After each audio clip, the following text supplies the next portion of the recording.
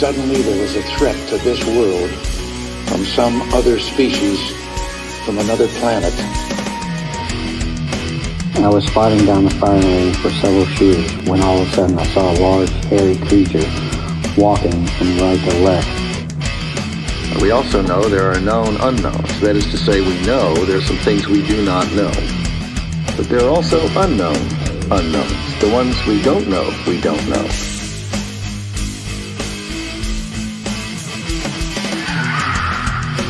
Encounter Brigade, welcome to the team.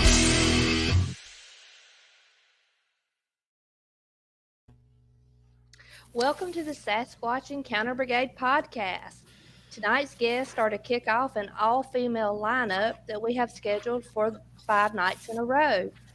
We have decided to call this series SEB Presents Women in the Field. We just thought it'd be a great idea to throw out some kudos to some women out there in the field doing some great work. There's a lot of ladies out there that's really making a difference. These women are out there gathering evidence and sharing some of their incredible stories.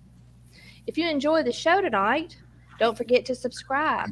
You can also find us on Facebook and Instagram, the Sasquatch Encounter Brigade. We certainly appreciate every subscription and every follow that you guys give us. Tonight we have a guest co-host. Miss Barb Kramer is with us all the way from South Georgia, the Okefenokee Swamp. I met Miss Barb last year when our team went to the Okefenokee on a research project, and her and I have been friends ever since. She's been instrumental in talking with witnesses, linking our group to other resources and such. Her and her husband drove up in November, and they were instrumental in helping with the first annual Molina Bigfoot Festival. The Molina Bigfoot Festival is where we actually met the 2 ladies that we will be talking with tonight. Barb is about to participate in her first overnight field research project in a couple of weeks, and I thought it'd be a good idea to bring her on the show to ask for advice. She also may have some fears that she may want to address and get some advice from some more experienced ladies. Tonight's guests are Jessica Jones, also known as the Cryptid Huntress, and Kristen Payton. Jessica is a paranormal investigator and a remote viewer. She's an active field researcher. She's a member of the Enigma Research Group, Anomaly Studies and Observation Group, also known as ASOG, and North Georgia Cryptid Researchers. These groups study all things paranormal and especially Bigfoot. Jessica also helps in missing person cases and cold cases, and she presents her research at conferences. She's often interviewed on podcasts and radio shows across the globe. Kristen was born and raised in Elbert County, Georgia. She works as an RN, where she has her ABN, BSN, and numerous certificates. She's a musician, and she had her first Bigfoot sighting at the age of 16. Both of these ladies are members of some of the same research groups, and they have obtained groundbreaking evidence at several paranormal hotspot hubs in the southeast United States that is comparable to the Skinwalker Ranch. So bring on the guest.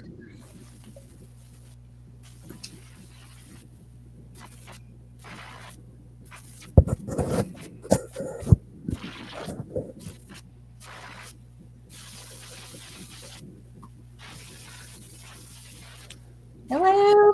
Hey. Hey, y'all. Hi. We have Jessica Jones and Kristen with us. Jessica has a YouTube channel where she's known as the Cryptid Huntress. So, Jessica, if you could tell us a little bit about what you have going on YouTube and your other channels. Well, I'd love to. Thank you. Yes, I have a YouTube channel called The Cryptid Huntress, where I do 2 weekly shows, and I do sporadic other videos throughout the week. But yeah, it's The Cryptid Huntress, Wednesdays at 1 p.m. Eastern. I do a daytime show about cryptids, Bigfoot, Dogman, aliens, time travel, whatever. And it's really fun. And then Thursday nights, I have a show about remote viewing where I do I remote view targets like Bigfoot attacks and Dogman attacks and like star systems and all sorts of weird like Mandela effect stuff. I have that there, but I'm also a weekend host at Spaced Out Radio, and so I do 2 weekend shows, Saturday and Sunday night, at 10 p.m. Eastern on Spaced Out Radio. You can find that on YouTube, on their YouTube channel, where I bring in the best in cryptid and Bigfoot research and experiencers, and it's a really fun show. So yeah, I have that going on, but that's about it. So, Jessica, if you don't mind me asking, for those who don't know, and me being the first to admit, remote viewing, what is that? Yeah, it's interesting. Okay, excuse me. Remote viewing is something that our government uses, and governments across the world use as psychic spies. Okay, I'm a part of a team, Enigma research group. Okay. Kristen's gone out with this too. Kristen and I are teammates. Okay. Okay. And so we've been researching out in the field together for a long time. So you're both remote viewers then? Well, no, Kristen hasn't been trained in that yet. No, but gotcha. yes, but this goes way back. I think around like 2011. Way back is not that way back, but like 2011 or so. I joined a team, Enigma research group, and we were having such weird experiences when we were doing our Bigfoot field research with UFOs and like potential portals and ETs. Alien stuff was going on out in the field.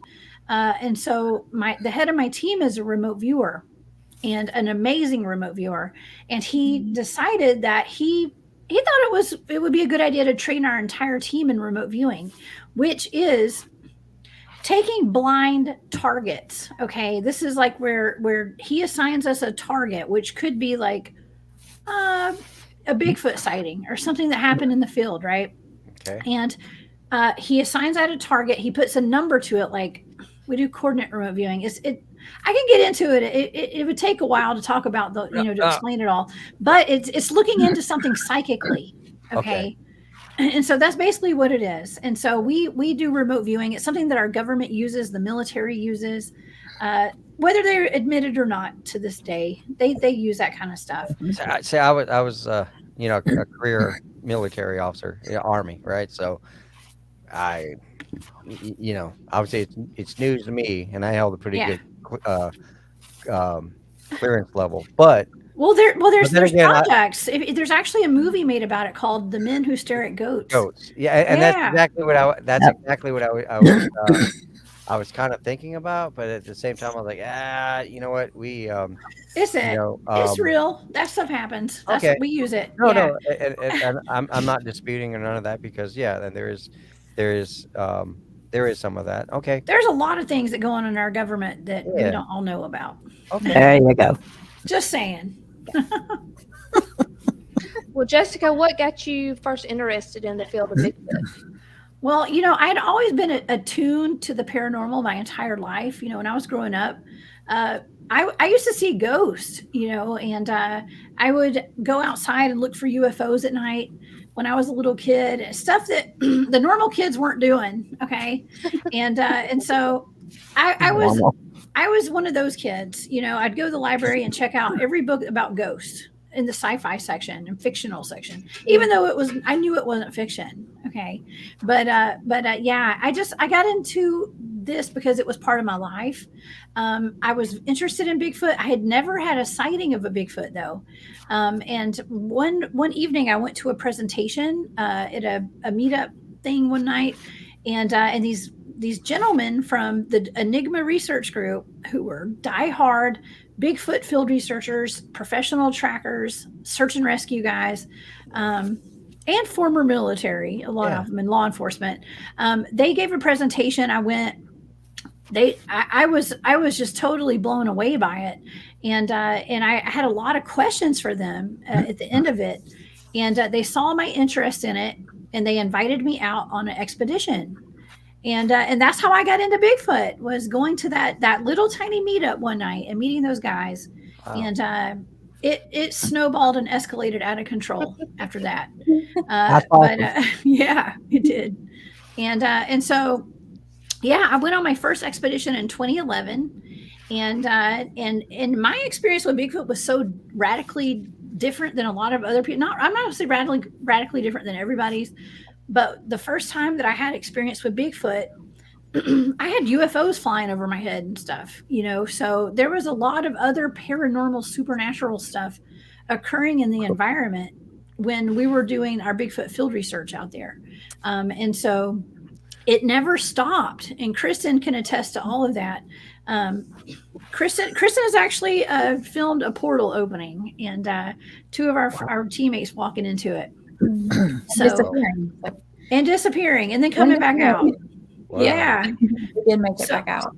Yeah, I got to see those photos in Molina. Mm-hmm. Yes. And so Kristen and I are like, okay, when people hear us talk about our experiences, it's not just Bigfoot, it's everything. Okay. The whole entire spectrum of the paranormal basically is what we experience out in the field. So it never stops and it's always exciting. So here I am. We are with you guys tonight, Kristen and I. Yes. It's awesome. So now this was in the Southeast? Yes. Okay. Undisclosed locations. Gotcha. Yes. Gotcha. We research all over the South. We go everywhere from Florida to Georgia to Alabama, Tennessee, South Carolina, North Carolina. Virginia, Mississippi, wherever, you name it. It's mostly the South. Gotcha. Jessica, how do you get so much research in with your shows on the weekends? Well, I got most of my research in before I started my shows. Okay. And then I go out and I still do it. Spaced Out Radio is like, hey, anytime you need to research, take the nights off, take the weekend off. So it's not a paid gig. Okay. I'm doing this for free. So I go out and research whenever I want. Okay. There you go. That's it. Yes. So doing it for the community. Yes, I'm still researching. I never stopped. Yeah. I might just go for one night instead of 2 or 3, but I'm still there. Yeah. Yeah. Well, Kristen, would you tell us a little bit about your first sighting? That's kind of that is what got me into Bigfoot. I kind of knew that something is out there, much like Jessica. I saw spirits, ghosts as a kid, and was always a little strange, a little different. But, and of course, we all heard of Bigfoot. We all knew what Bigfoot was. But I did not think it was in the little town where I lived at. So I was 16 years old and was actually in the woods looking at eagle nests on my parents' property, my friend and I. And my friend she's in her late 60s now, so she's a little bit older than me. And we were looking, I was showing her the eagle's nest. We were actually on break from band practice, minding our own business. And this creature comes towards us like it's going to kill us. Oh. Very angry. And, it just stands there and looks at us as we're staying there looking at it. You couldn't see a lot of detail. But it was up in the woods. It was summer, so there are a lot of leaves on the trees. And you could see just this massive, huge creature. And as I guess it figured out we were not going to harm it, or maybe it had a baby, and it just turned and walked away from us. And in the little pig path of a clearing, it swung out its arm. It'd be its left arm. So you could clearly see it was not a bear on 2 legs, or it was not a man in a ghillie suit or anything like that. All right, I got a question. Sure. You were at band practice. Yeah. And what song were you playing? Ooh, that's probably Folsom Prison Blues, or maybe it didn't like maybe it didn't like the band. The music. Maybe it was not a fan of old country music. You said it came out very angrily. So I was like, yes, it was quite angry. Okay. But Angie, get a recording of that and play it in the and give it to Barb. Barb, you play it down in the swamp. Tell us what happens. There we go. I got it. Oh my gosh! Yes. So this was daylight, yes, this was afternoon. Yeah, this was daylight. This was probably, I'm guessing, 7 in the evening. Wow. Yeah. So it was. I mean, you could see in the woods. Of course, it does get darker sooner than it would if you're just standing out in the middle of the pasture. But yeah, it was in the evening, so the sun was still bright. You know, you could still see. And I don't know what it was. You know, I cannot say 100%, oh, I saw a Bigfoot, but I don't know what else it could have been. Did your friend too? Yeah, she actually was crying and screaming. She was actually holding me, and she grabbed me because I was 16 at the time. I was a little bit smaller. And she grabs me and pushes me out front and starts screaming, "We're going to die. We're going to die." I mean, she offers me up for sacrifice. And then I was standing there looking like, I think I might die today. Maybe it. But this thing, I guess, probably looked at us and said, okay, they're obviously terrified, and I don't want to mess with these two crazy ladies, and walked off. What color was it? What color was it? It was like a brown, a dark brown to I wouldn't go with black, but it was a darker brown color. Because it was, like I said, I could not see detail, like as far as facial features or anything, but when it swung its arm out, it was a brownish color. And this was in Georgia? Yes, ma'am. Yes, ma'am. In Elbert County, Georgia. Okay. Wow. Yeah. I know whenever I met Kristen at the Molina Bigfoot Festival, she's like, I have a cast in my car. And I'm like, oh, I want to see it. And then she comes out with this huge casting that she did of this obvious footprint. I was like, oh my God, this girl is for real. Yes. So she's out making, casting her own stuff on her property. Yeah, that was where I had my whatever. Yeah, the cast I made was actually January of this year. Or was it right? Last year? January of last year. Yeah. Yes. I'm still not used to 2023, but yes, January of last year. And also casted what I do believe is also a baby or juvenile Bigfoot track. And that was very close to the location where I had my sighting 20 years ago. Wow. Yeah, well, we're going to look at some of Kristen's pictures. Oh, great. Yeah. I'm sorry, Chris. I just had to pull up Elbert County, Georgia, because it sounded like, ooh, that sounds familiar. The Georgia Guidestones, right? Exactly. And Yes. so my wife and I, so we were looking at some lake property up near Hester's Ferry, Chenault, if that sounds right. Beulah. Beulah? Yeah. So it's Lincoln County, but just Not south far. of Elbert. Yeah. And the reason why we like it up there is because it's just like super rural. Yes. And there's like nothing there. And now you're telling me. Oh, there's something there. Yeah. Now you're telling me there's something there that doesn't like Johnny Cash. Right. So that's Yes. No Hank Williams Jr., George Jones. No. But don't play your music, Joe. Don't play your music. No. But so what's amazing is I had my my first initial sighting in Richmond County, right? Here in Georgia as well. And is that Augusta? It is. It Okay. is. I have a teammate over there. One of my Bigfooters, JT. Oh, Yeah. okay. Yeah. And obviously, for those who do listen to our group, I did my very first little podcast with Johnny and told him about this incident on the military base and whatnot. And like you said, it was, it's something that you didn't expect to be there, Kristen, but all of a sudden it was right there. And then, sure enough, Johnny and I down in south of Augusta, we had that juvenile sighting, which was within 50 yards. And again, to this day, I'm like, that shouldn't have been there. And it really, it doesn't creep me out. It's just more or less the idea that these things are like right here.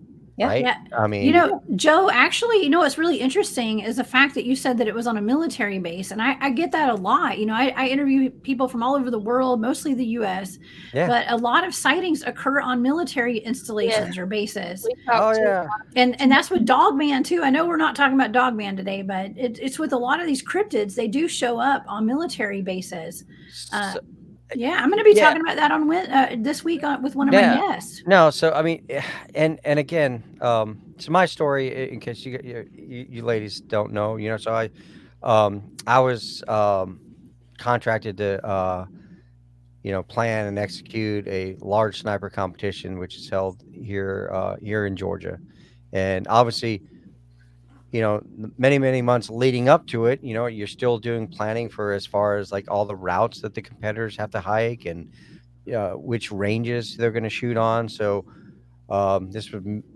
was about middle summer, and we were actually training with some long range shooters on, so they were actually, live firing, shooting real bullets down a range. And this thing was, walking past the target berm, right?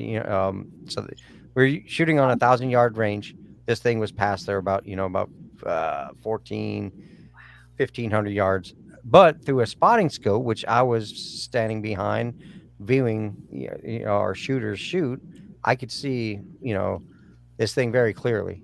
And, it was in the afternoon. It was not a person, because normally if there are people on a firing range and they're shooting down towards a certain direction, natural human instinct would you would duck for cover, right? This thing did none of that. It just kept on walking with a purpose. Wow. Didn't run. It wasn't hiding behind trees. It just kept on walking. And it wasn't wearing camouflage. It wasn't a timber cruiser with like a hard hat or anything on that or fluorescent colors. It was just a very dark, shady looking thing. And not only did I see it, but the other range safety officer saw it. It was enough that he had to shut down the live fire that was going on. Wow. But anyways, it shouldn't have been there. And like Kristen, you said the same thing. Like you just saw something that shouldn't have been there. And I was like, oh man, that's exactly how I feel about it today. Even though I'm not a subject matter expert, I just know what I saw. Now, when it comes to long range shooting, target identification, things with rifles and yeah, I am a subject matter expert, but and also running live fire ranges. I've done it many times in my career in the military. But again, what I saw shouldn't have been there. That's enough to get people fired from their jobs, career enders. Worse yet, someone possibly killed. But so when you saw this thing when you're 16 with your friend, you had to process it, right? How long? Yes. And How long did it take you to start realizing that it could have been a Bigfoot? Because we're not Oregon, we're not Washington State, right? right. Yes. Immediately I knew something was not normal about this creature. Okay. And I was trying to process, well, first of all, what is it? Second of all, is this going to be the last day I'm going to be here on this earth? But later that evening is when I really got to sitting down thinking about, after band practice had ended and, things had calmed down, what did I see? And that's when I'm like, I mean, it fits the Bigfoot description, but they're not here, or at least I thought they weren't there. And I know, as you said also, how it approached with live fire. I mean, my friend and I had to take an ATV ride 30 acres straight back to the dead end of my parents' property. So we were a long ways down in there. And what I kept going back to is, people are like, oh, it was a bear or something. What bear or bobcat or even human that's trespassing on somebody else's property is going to come towards an ATV that had just been shut off? Yeah. It doesn't make sense. So that night is when I was like, I think I might have saw my first Bigfoot, but maybe not, because they're not around here. I'm not in Washington. Yeah. And after I started speaking with the neighbors, it was then I was like, I really did see something strange, because they actually had sightings as well. So Oh, made me wow. feel a little bit better. Yeah. Made me feel a little bit more confident. I was like, did I really see what I thought I saw? And I did. I do believe I saw a Bigfoot. Yeah, I know a lot of us, we all thought that they only lived in the Pacific Northwest. Yeah. I was very surprised to learn they were here in Georgia. Yes. And But I was happy to hear they were here in Georgia. I know. And then once you start talking to other people, you realize it's not just me. There's several people in the county I live in that have had sightings. So it's not just me. So I didn't feel so Crazy. weird about it. Yeah. Crazy. Weird. Yeah. And Well, let's and Jessica, have you had a encounter sighting yourself? I mean, well, you said you did, right, with some UFO activity. Yeah, I mean, I've had many encounters, but Okay. I'll be honest with you, I've never had an up close sighting of one where I actually saw its face. Okay, so I'm one of those people who's been in the field for quite some time, and I can't say I've ever seen one up close. However, yeah, I think that the first time that I ever had an encounter, I had something that was very strange that happened to me, and I can't say for sure that it was what they call a cloaked Sasquatch, but I think it could have been. Okay, so the first weekend actually that I went on an expedition, I was kind of dared to be bait. Okay, and bait is something that when you're first getting into Bigfoot research, especially if you're the only female, those guys are going to be like, all right, you're bait. Okay, it's like an initiation rite. Okay, and Angie, she was bait for Scott, I think so. yeah, we're all bait. I personally enjoy being I bait. tell you, don't Angie, mind. I'm not. Yeah, so I don't mind being bait, but yeah, one of the guys dared me to walk up an open field by myself, but there were like 5 or 6 guys at the bottom of the hill watching me through their FLIR, their Okay. FLIRs and their thermals. Yeah. So I knew that if anything happened to me, at least they would know. They'd see and they could tell my mom how I died. You know what I'm saying? Yeah. Oh my So basically, God. I just had no fear. I still don't have any fear, honestly, when it comes to Good. that. But I wanted to. My goal that weekend was to find out if Bigfoot existed, and so I was gonna just go all out. Okay, and I didn't care. I was like, yeah, I'll do it. And so I knew that I felt safe because they were watching me, and but it was pitch dark. You couldn't see. I couldn't see in front of my face. It was very dark that night, and so I started walking up. It was about 100 yards up to a tree line, up a hill. And it was an open field, and where we go and do our research, but this is the North Georgia mountains. There's not a lot of open fields. I mean, it's like mountainous, it's very dense. We do a lot of our tracking training up there and stuff. But this is that one open field, okay? And so I took off walking, and I was very confident with myself. And the next thing I know, I got like halfway up the field, and I heard somebody running up behind me, and I could feel it. Like I could hear it. I could feel it. There was like that energy of like I knew those guys were messing with me, and one of them was running up to scare me. Okay. That in my brain, that's how I was computing it. Okay. Was those guys, but then I remember thinking that's not very professional. Okay. These guys are sitting there trying to scare me. That's not cool, you know. Yeah. But I kept walking anyways because I was like, oh, whatever. I'm not going to look like I'm scared, whatever.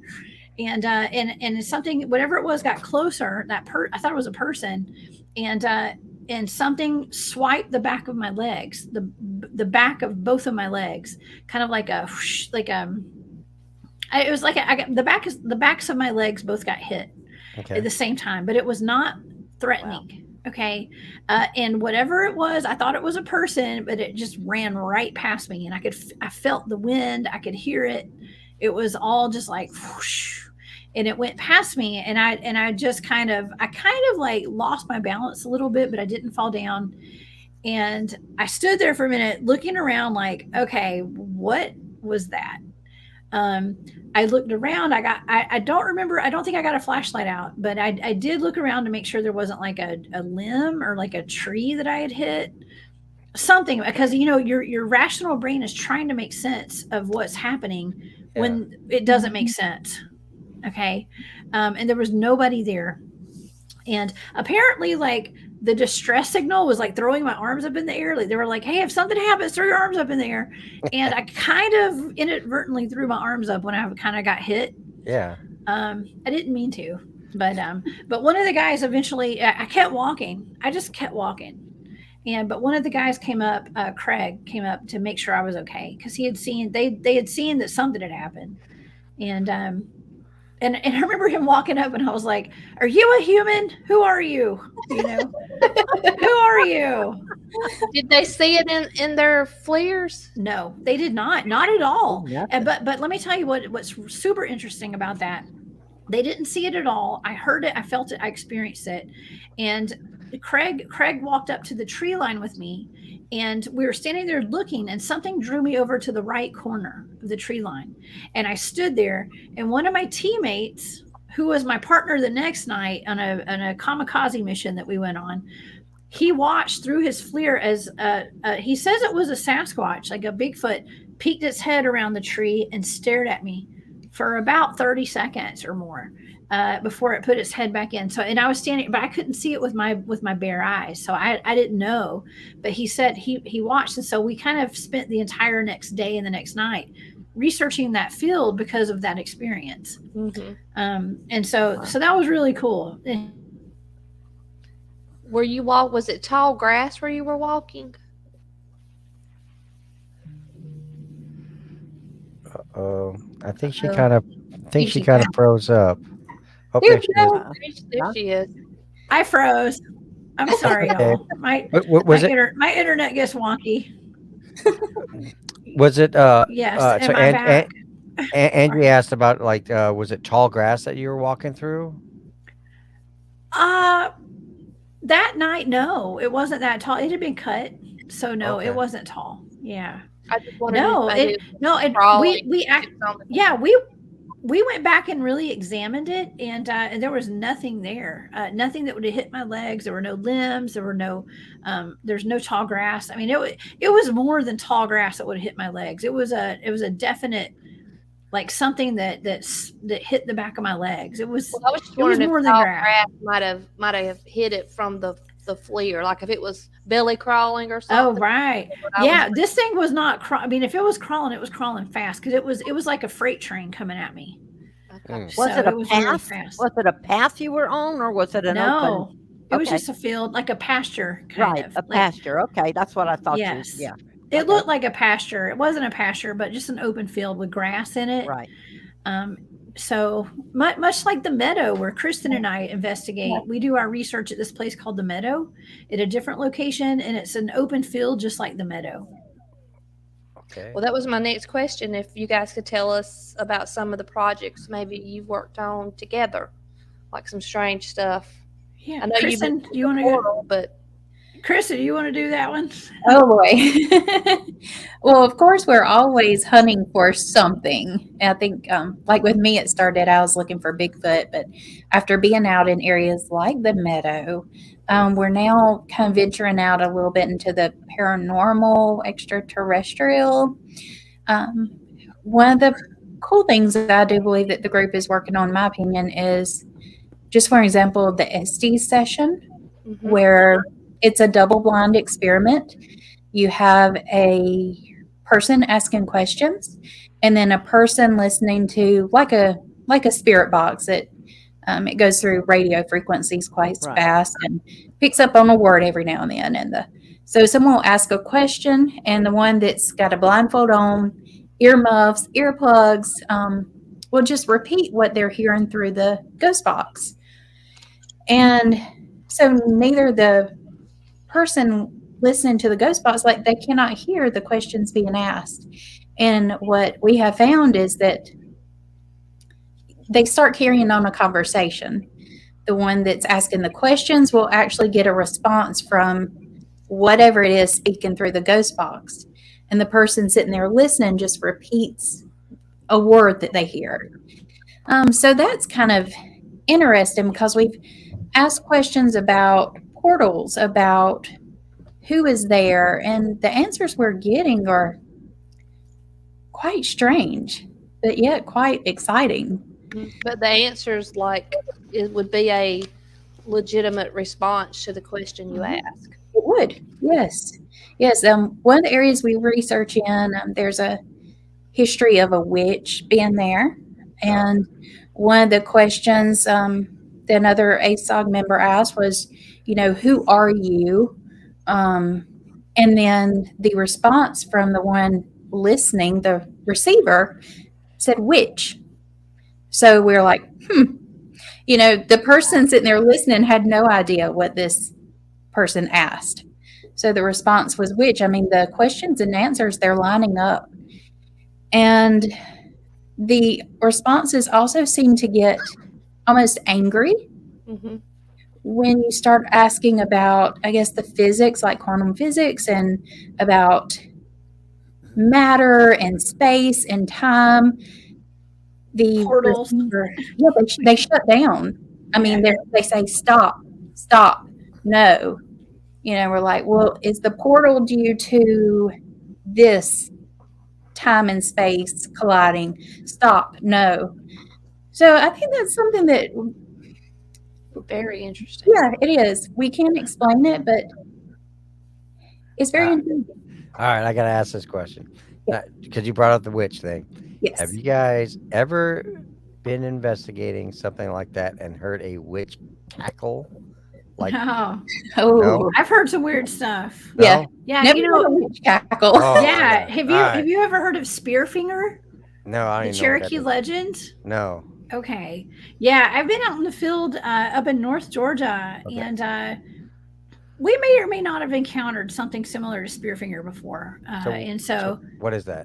Yeah, Spearfinger is a witch. She's actually a very well-known legend of the Cherokee, up North Carolina, North Georgia mountains, the Appalachians, basically. Gotcha. And she is a witch who has a long finger, and it's like a spear, basically.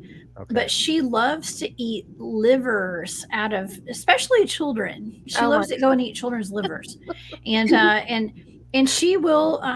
She'll attack, maybe go after Bigfoots and kids and human, whatever, adults. But yeah, she is known for going after people and sticking her finger in your back and pulling the liver out and eating it.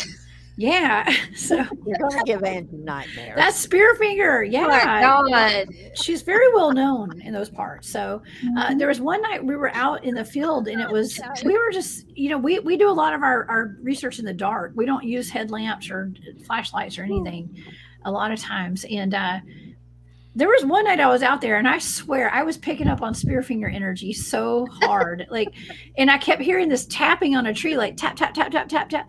And I mean, it might have been my imagination, but all I could think of was Spearfinger tapping a tree.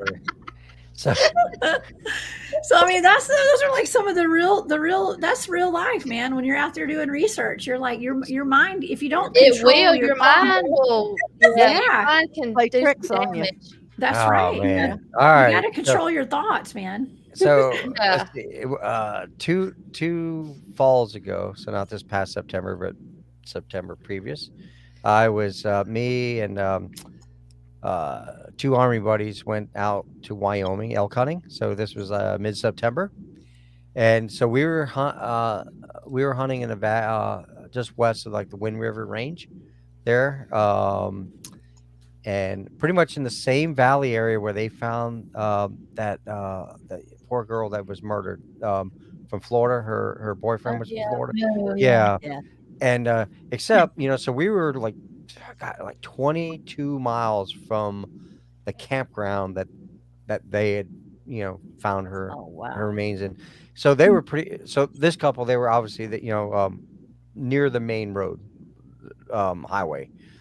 So we were 22 miles in, and we had our elk camp set up there. So we had like two canvas wall tents and wood stoves in them. And so one morning about 3:00, I hear this witch cackle, like like Halloween, that. Except it's coming from the heavily forested woods near our camp, and clear as day, I could hear it, and so in the morning when we were getting breakfast, we had one of the other guys' name's Clint, and he's a federal prison guard, right? For a prison in California. And I said, "Hey, did you hear that weird witch laughing?" And he's like, "Oh my God, I thought I was the only one." He thought he was hearing things, and I thought I was hearing things, and but we both heard it, and we're in two separate tents, right? Mm-hmm. And so obviously, when I when we got home, I kind of did like everyone else. You kind of Google those.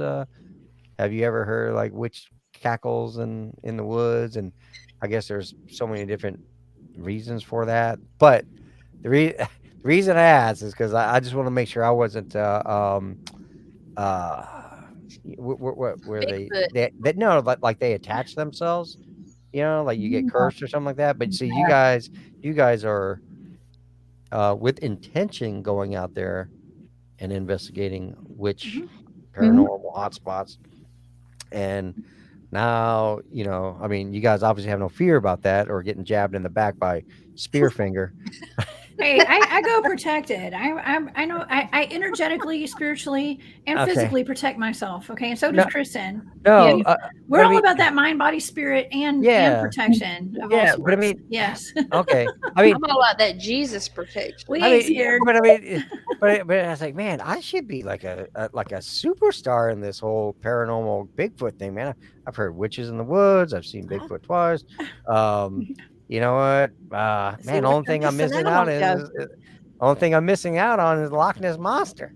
Oh, that would be neat. No, that would be cool. No, I mean, but I do find it fascinating that you guys are out doing this, and you're coming up with like this evidence and like these portals, and which I don't know. Whenever I see this stuff like online or on Facebook groups, I question it because that's not an everyday. That's one of those things. That's not real. It shouldn't be there, right? Yeah. But you guys are seeing this. I got to tell you, Kristen might have made a recording of the most phenomenal evidence of our modern day. Like, seriously, she actually recorded an actual, what we consider to be a portal. We sent 2 teammates into this portal. They did. I actually had left that afternoon, so I wasn't there. But we sent 2 people into it, and then they disappeared off of the FLIR.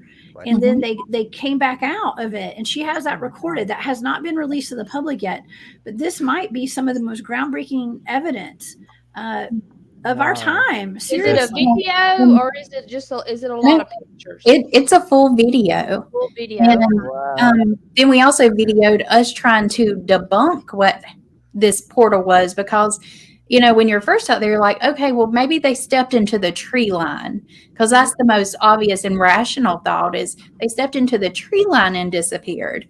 But they went back out. We recreated everything, and no, that is not what happened. And we have been out in those woods so many times, and you can actually see a couple hundred yards, few hundred yards past where this portal opened up on FLIR, somebody walking.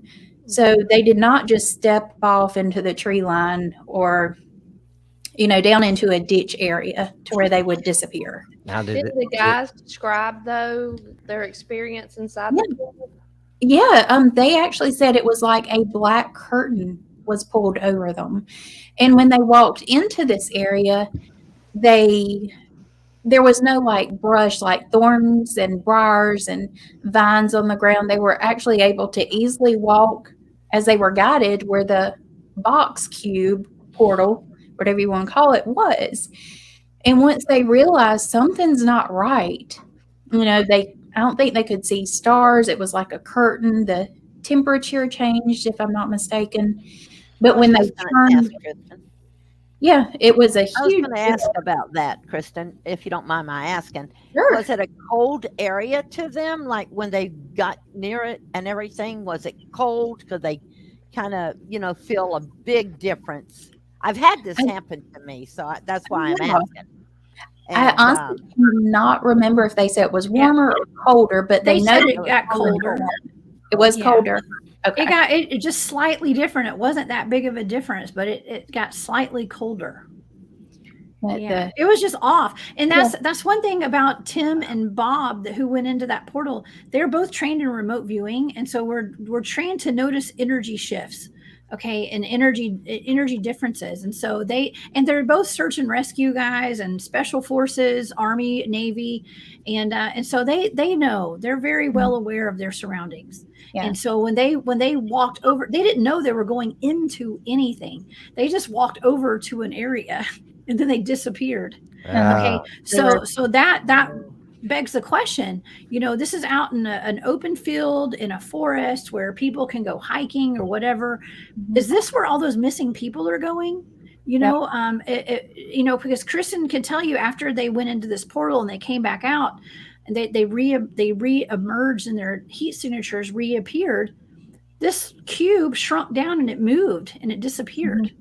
Okay, so had they still been inside of that thing, inside of it, would they be gone too? Right. Do they know?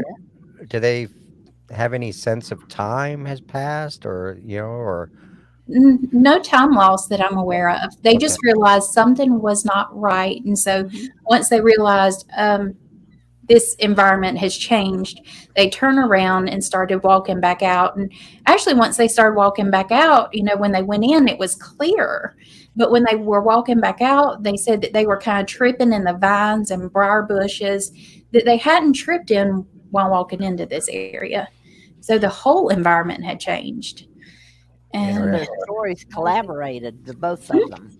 Wow. Yeah, I definitely want the team on the show so we can go into more detail about. I know that's that. Yeah, I mean that's super creepy, actually. Yeah, but there's a lot of other stuff that went on too, but we'll save that for when the team's on the show. But you know what? I think about Angie and Barb. I think I was in a portal once too. It was about 23 years ago. I was like standing in front of my wife in this pasture, and he said, "Do you, Joe Cayley, take?"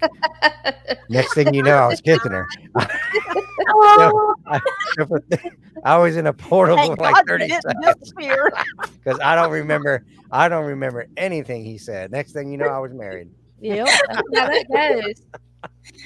Let's look at some of Kristen's pictures. I know. Actually, I really want to see this video of this portal thing, man. Because I mean, well, only because of this. I was in a cemetery when I experienced a place like that. Wow. Oh, no, but I mean, that's not like in Andersonville, where the old prisoner of war was. Like people going missing. That's pretty creepy. All right. Well, the David Paulides series, The Missing 411. I mean, there's clusters all over the United States and North America, all over the world, clusters of missing people. And they do coincide with deep underground military bases and things like that. The maps of alleged underground tunnels. And then their personal effects are found miles away. Yes. Yeah, up the mountain. Miles away. All right. So, Angie, you created this really cool slideshow. So this was number one that we see right here. Okay. Kristen, you guys see that? Tell us about that. Sure. This is close to the area where I had my first sighting. This is the print that I ended up casting last January. And it was one of multiple prints. I mean, you could follow the track line where it zigzagged up the hill and around and down, but this was the best print. So I ended up casting this one. It was on my parents' property, Elbert County, Georgia. Can't say for sure what it is, but it sure looks like a Squatch to me. It does to me too. That's a big track. Yeah. Yep. I think it was like 17.5 inches long, I do believe. Whoa. Wow. And that's the one you brought to Molina. It is. Okay. And that one right there is what I do believe is possibly a juvenile Sasquatch, and it was found just over the ridge by the creek at the same time where I found the large prints. So I had to label these, so just excuse if I've got something labeled wrong, but I had to try to identify each photo with the comment. So you see baby print. I call it a baby. yeah, that's what it looked like, but you can see the little toe prints that it appears that it jumped actually kind of over the creek or stepped up out of the creek, and it just happened to land on that sandy area. So I casted it as well. Well, I appreciate the fact that you're sticking with the women in the field theme, and you got pink tape measure. That's right. Look, I'm the only guy on the show. I noticed that. Okay, I mean, sorry. I mean, it is kind of cool, though. Yes, everything I have is pink. All right, Barb. When you get your toolkit, you need pink. You know why? You'll never lose it. No one will steal it. All my camping gear I'm gathering is pink. Okay. There you go. Oh my God. So this baby print is also found in the same area? Same area. Your parents' place? Same, yes, sir. Right at my parents' place, just over the ridge where I casted the large print. Have y'all done more investigations there? Oh, we've been down there several times. My parents actually sold part of the property, but it seems like they could come through. It doesn't look like they live there. It seems they travel through certain times of the year. Huh. Okay, like a migration. Yes, ma'am. Makes sense. Yep. This picture here was also in Elbert County, Georgia, probably about 20 miles from my parents' place. And you can see two impressions in the ground, although it's not that clear, but something quite large had stood there. And this was after a heavy rain. Yeah. So the ground was starting to kind of dry up, but the prints were somewhat old because I think it's a raccoon track in one of them that's a little bit more fresh. But in these pictures, I'm not sure actually which ones you pulled up, but you can follow this track line in a swampy area for a very long ways. Have your parents seen or heard or anything like? Do they believe in this?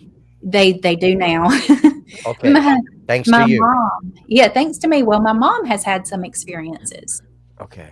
Yeah, my mom has been screamed at, yelled at by this, what we believe is a Bigfoot. She's had rocks thrown at her. She smelled some weird things that can't figure out what it is. And we have actually found like bedding sites that we at first contributed to bears because we know we had bears on the property, but we thought it was just bear beddings. But then after looking more into the Bigfoot and seeing how they possibly nest, we think it was actually Bigfoot bedding areas where they would bed down at night. Okay. Or in the day. And that's another track right there that's along the same lines of the one that she just showed. This was one track, and the stride was probably about 1.5 feet in between each footprint. So not that much of a stride, but it is quite muddy in that area. Yeah. And that's a smaller track there. If I'm not mistaken, that one was in North Carolina. Okay. Yep. And I believe it was about 4 inches long. And another member of the group actually casted it.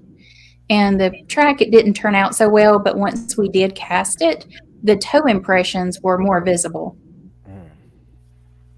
So kind of strange. It was quite cold. Yeah. Yeah, well, no child will be out running around out there barefooted. Yeah, it was starting. I think it was about to be getting spring. Well, you can see some little green sprouts there, but. Oh, now there we go. Yes. Yep.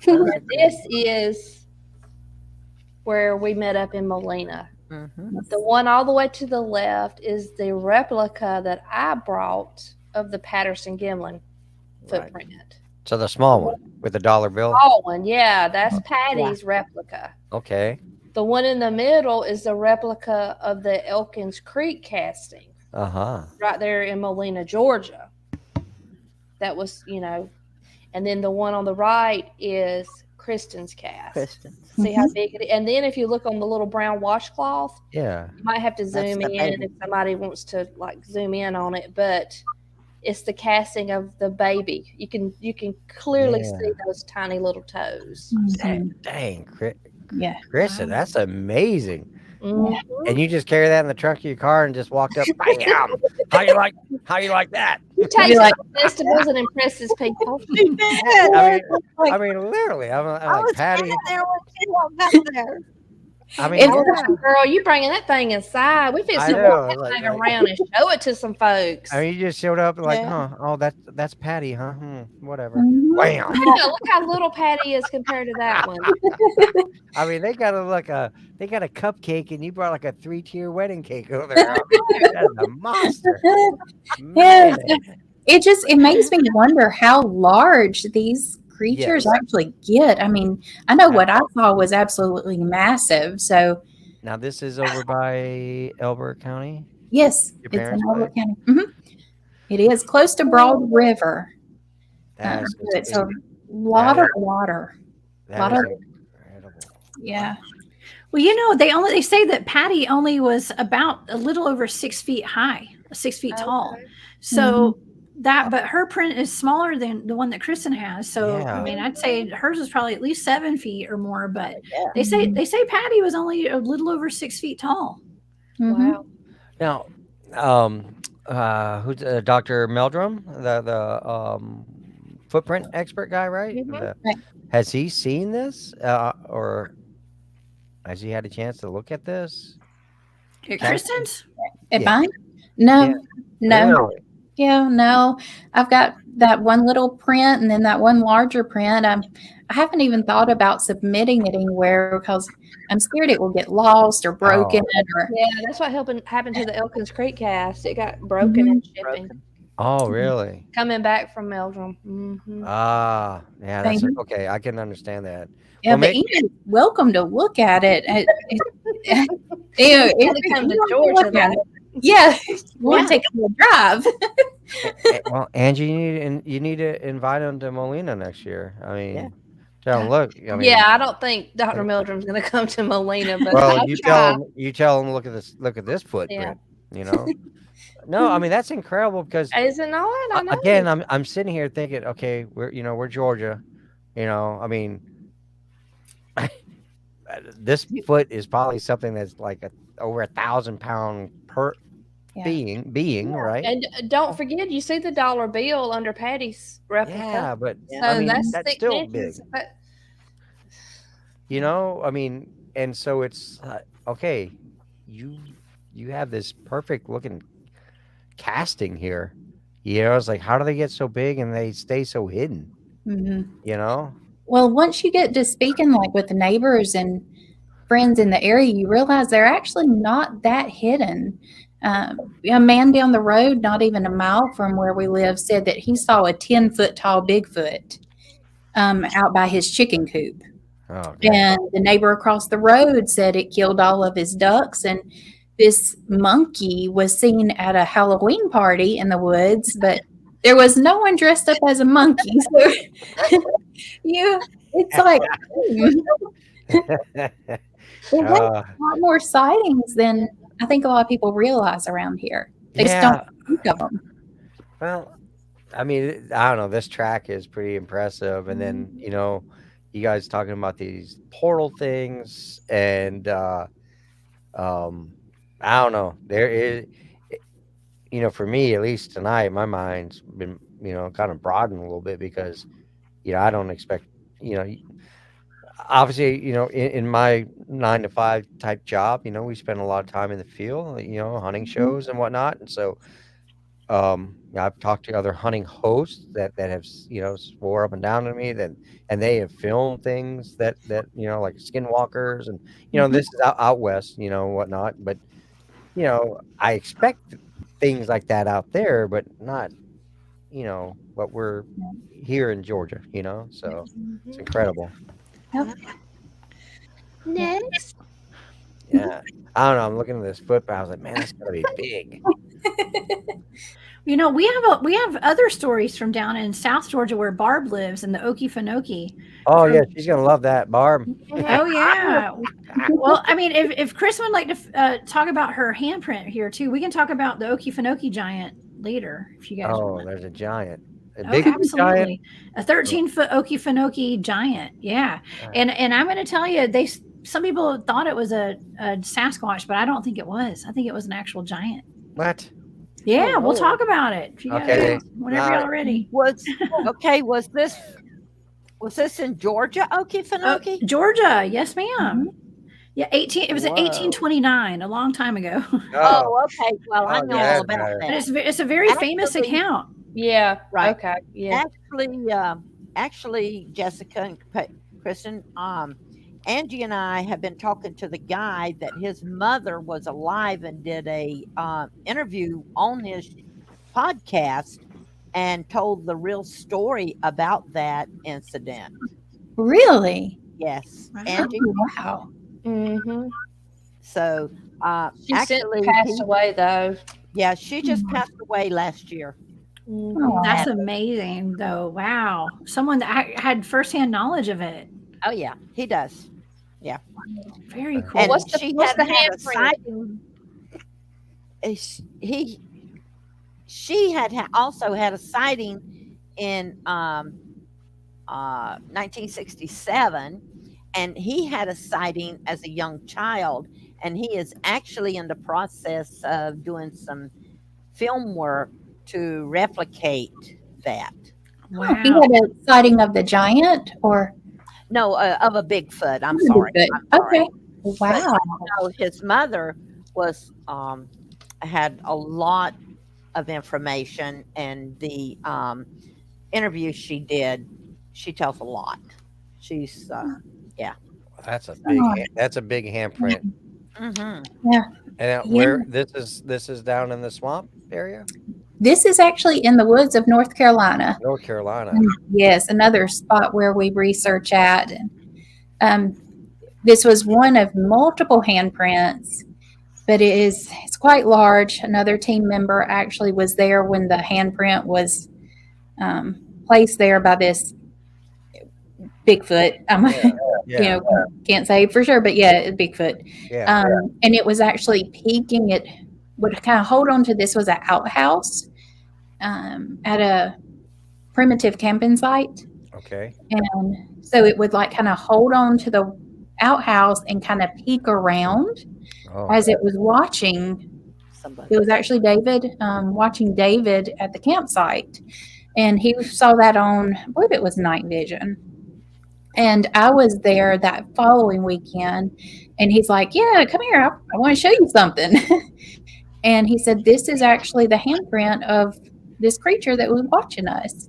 Wow. You can see the joints in the fingers. You can. Yeah. And one picture I have, you can actually even see almost like it's fingerprint. And I was like, oh, if I would have had some fingerprint type material, I could have had the first fingerprint of a Bigfoot, but So it was quite huge. I mean, I can't imagine like the next group of campers that came up there and camped and had to go to the outhouse and they saw that. They're like, whoa, that's a big head. So, I mean, so when you collect evidence like this, I mean, other than photographs, I mean, what else can you get? Like the dustings or? Yes, and also measurements. That's very helpful. And I was not prepared because this was actually at another location we were researching at, and then he drove me to this spot and said, I've got to show you this. So I didn't come with any of my gear or anything except my phone. No, just disappointing. No pink tape measure. Right, nothing. That's what happens in the Bigfoot world. That's right. No pink tape measure, no pink casting material, nothing. So David was around the corner. And he suspected there was something over there, so he saw it through his night vision. I believe it was night vision he had, or thermal, whatever. Yeah, but he frequents this area, so he said they're kind of almost familiar with him and kind of comfortable with him. So he would, hear them coming, and catch movements out of the corner of his eye, and he's actually got quite a few pictures and videos of it as well. So he was watching through his, like I said, believe night vision, and he would see it peep out from behind this little outhouse, and it was actually rainy and very nasty out. So the next day he saw the handprints, and then the following weekend is when I come up, and he's like, "Here, let's take a ride. I want to show you something." I was not expecting that, but yeah, that's awesome. Yep. And there's a broken tree on my parents' property, and it had actually looked like broken and twisted. Mm-hmm. Yeah, that's what it looked like to me. That's why I stole the picture. Yeah, and it's quite a decent sized tree. I'm going to say probably 2.5, 3 inches in diameter. Something that me or another human couldn't just reach up and twist. And no other trees were damaged, just that one tree. And that was actually right where I had the sighting when I was 16. Oh. Yeah. Okay. Yep. So, a spot of significance. Mm-hmm. All righty. Angie, you right? Loop tree. You talking about? Yeah, I figured that had to be what she took the picture of. It is. Okay. Yeah, you see the tree looped. I mean, it looks like a lariat, a lasso. Yes, and this tree here was a little odd. This is in the meadow, and right here in this area is close by where the possible portal was found, and also where another team member become confused and lost his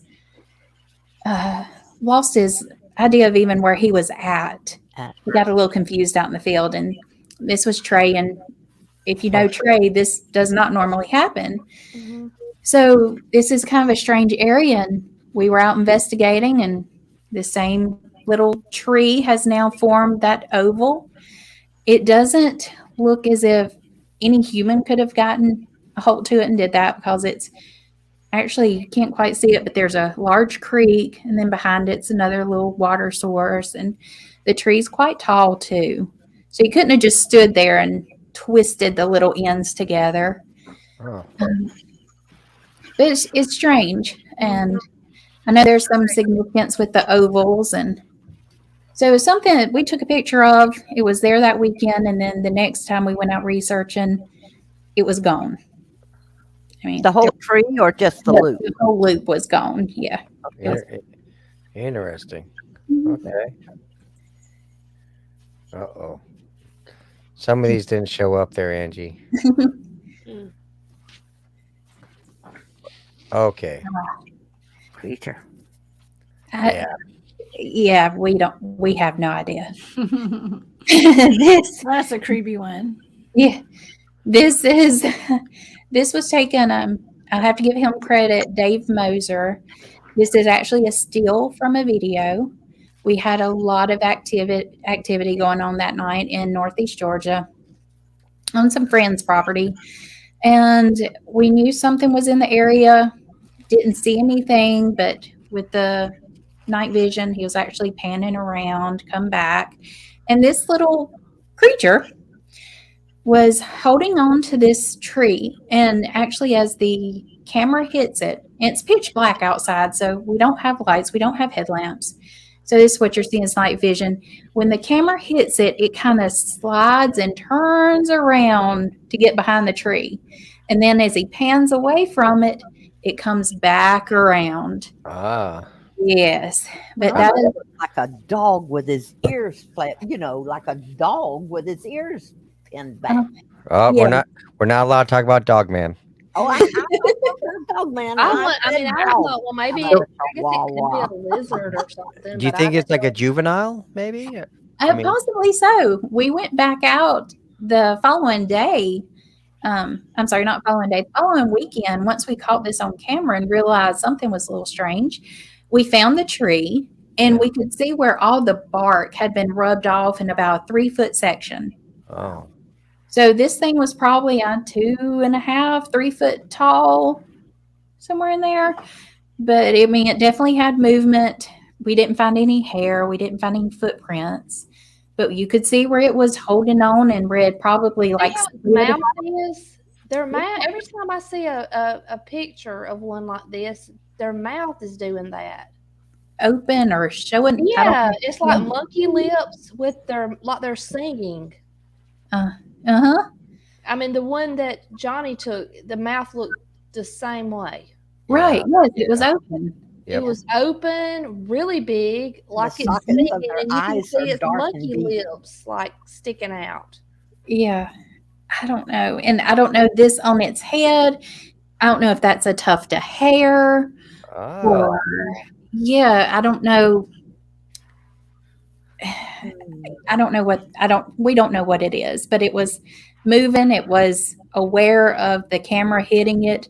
I do believe that it could see the light from the night vision because as soon as the camera hit it with the brighter, I guess, beam of night vision light, it swung around to hide and then swung back around.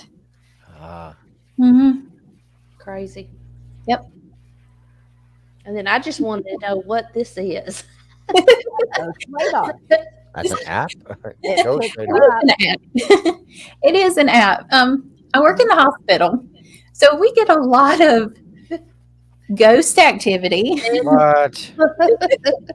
Yes, there's quite a bit of ghost activity, especially at the hospital I'm at now. I work in the emergency room. Oh, so I turn my ghost radar on, and we do this kind of for giggles and just like, haha. I work night shift, so 3-4 a.m. perfect time.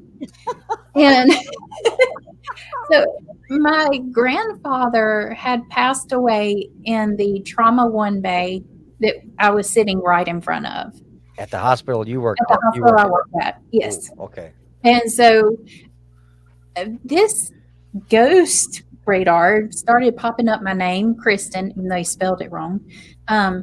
It started popping up my name at the top, and you can see in the bottom right there's P's, and my last name is Peyton. So, and it was calling out Peyton in the bottom, and I just had a feeling that my grandpa was there with me.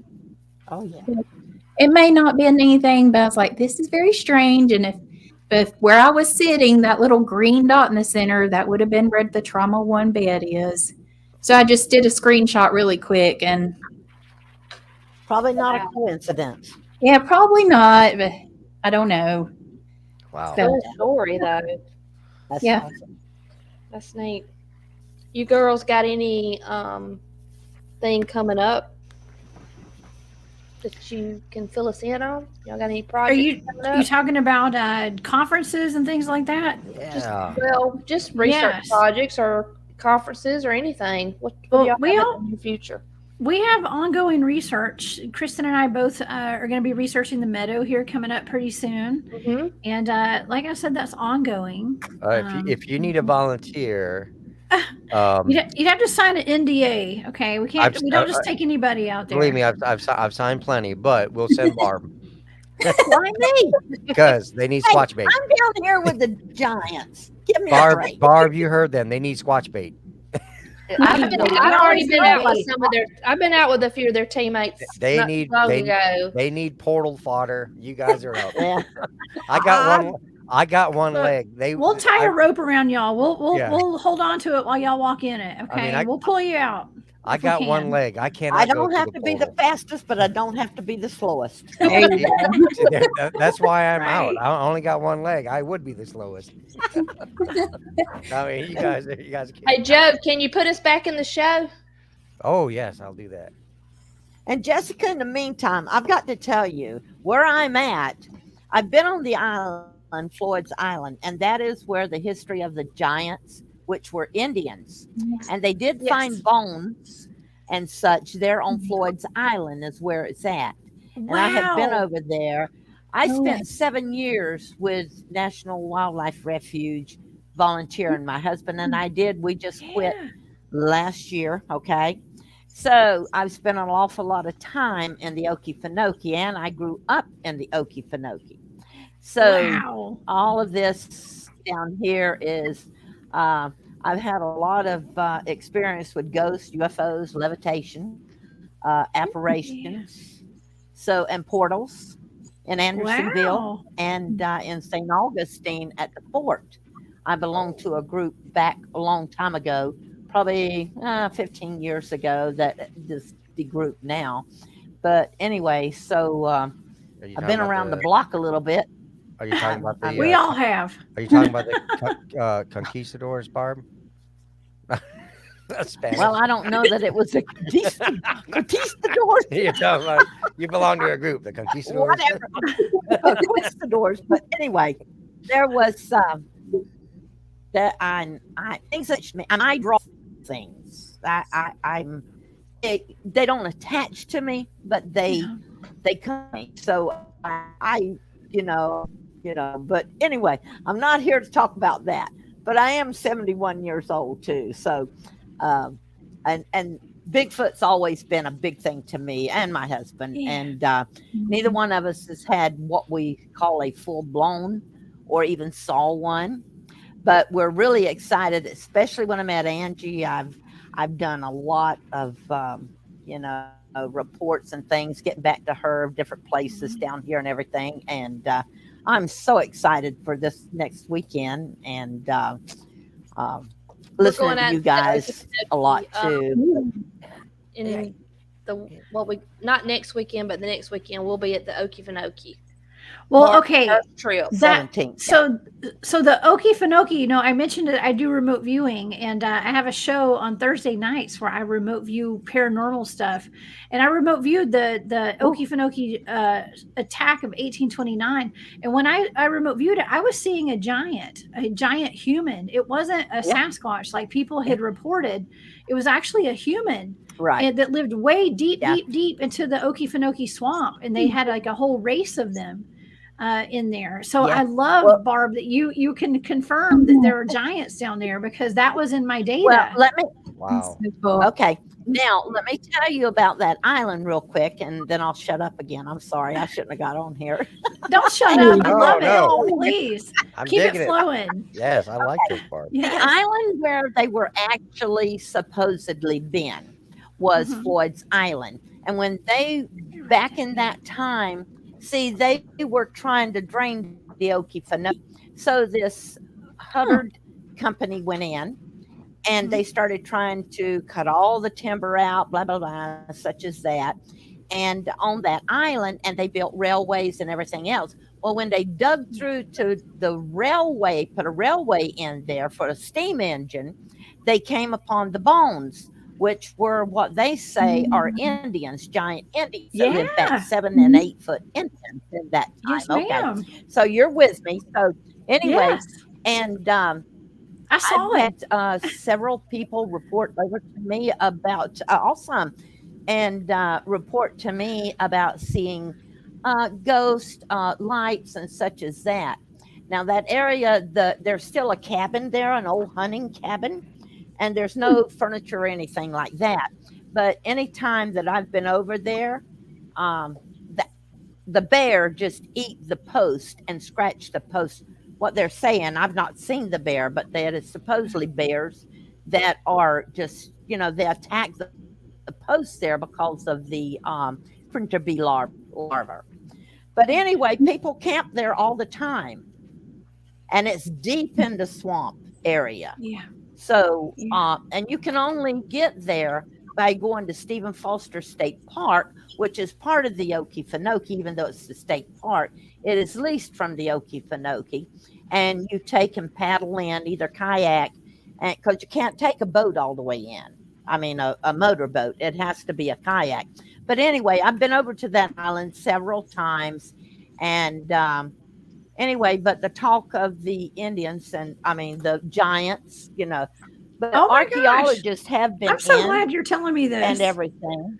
I feel so accomplished. I feel so accomplished right now, because a lot of the times when I do these targets, I don't know what I'm looking at until it's like blind targets usually, where I have no idea what I'm looking at, and I'm seeing giants, and it's not. And when I went back and looked at what the story was, people claimed they were Sasquatch people or like wild men, perhaps, but I was seeing actual giant humans, and so it wasn't. It was like I've never heard of the giants.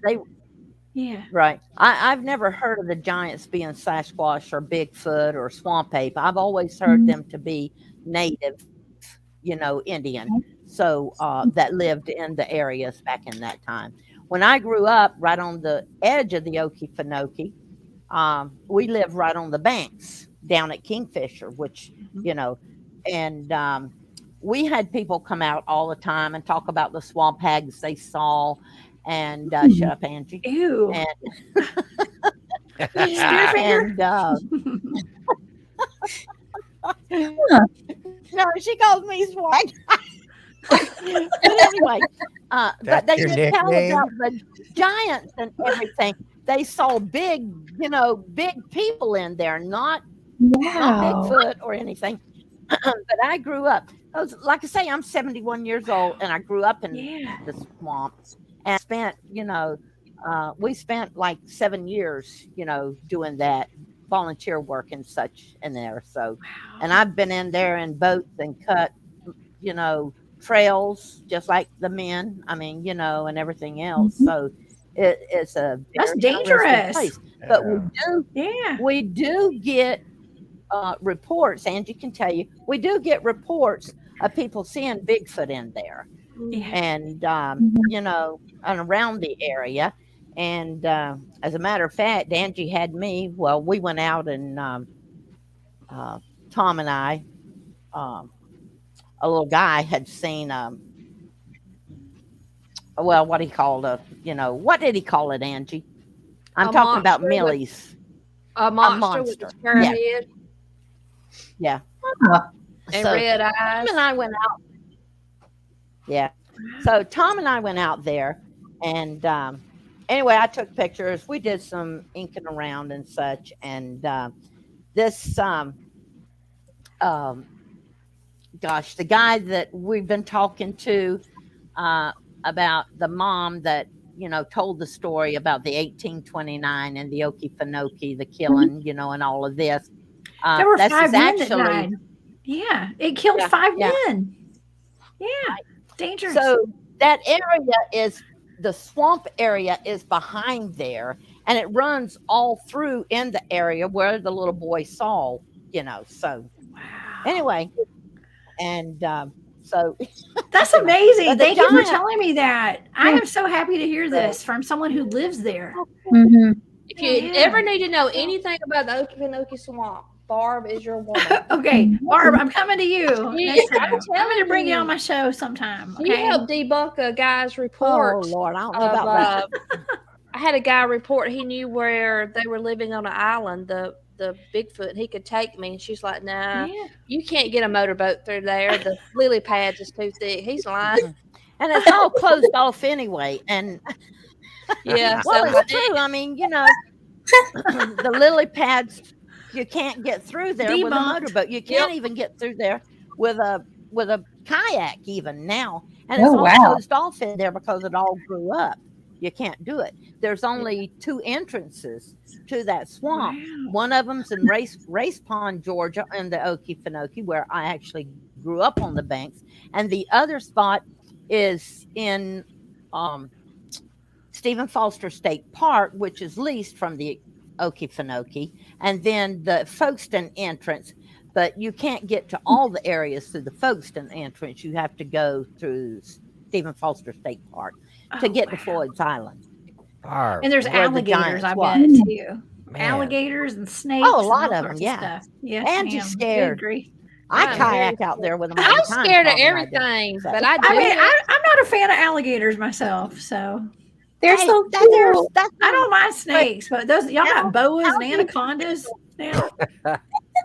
No, I don't want a snake falling in my kayak with me, and then I got to in there with the alligators. I mean, I don't want no anaconda up in my kayak. Thank you. Oh heck, no, not no snakes. No. No, I take a machete and a firearm. I don't know.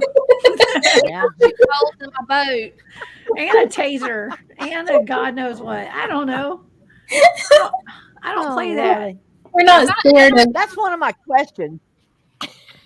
That's one of my questions to you and Jessica, Kristen and Jessica. How do you handle the fear when you're out there? How do you handle the fear? We don't have fear. No, it's all in your head. exciting. It's too interesting. And I think the fear comes later. When you realize what you're next to or near, then that's when you're like, oh dear. No, it's at that moment, it's so like, oh my gosh, what am I seeing? What am I hearing? You know, you're trying to rationalize everything. And then later when you put it all together, I think that's when the fear sets in. Yeah, when you think about how dumb you were, you're like, I was like, why did I put myself in that position? I don't play dumb.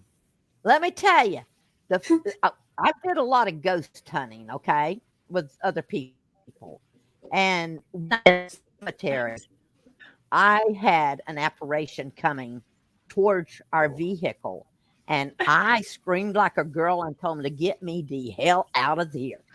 And I have never been back to that cemetery. I won't never go back to that cemetery because of what I saw. So, you know, but anyway, I don't know what I would do if I saw a Bigfoot. I guess walk over to the top of Angie and Scott and whoever. I think I'm kind of with you. Like when I would see ghosts as a kid, they would terrify me. I mean, I would wake my parents up screaming because there'd be somebody in my room or someone walking towards me. But now that I'm older, I'm like, oh, you know, it's okay. They're not going to hurt me, or they haven't hurt me yet. But Bigfoot, well, they mess with me. So. Yeah. Well, we become inoculated to it after a while. Once you start having experiences, you have so many, especially Kristen, you know, and I both have had experiences since we were young. And so I'm not going to tell you how old I am, but I'm a ripe old age of something, and I've been around. And so I'm not scared of this stuff. I am. Well, I mean, you know, I'm just a little bit younger than you. That's all, Barb. Just a little bit. Oh, you're fine. But I've got a lot of experience, okay, and so I'm not.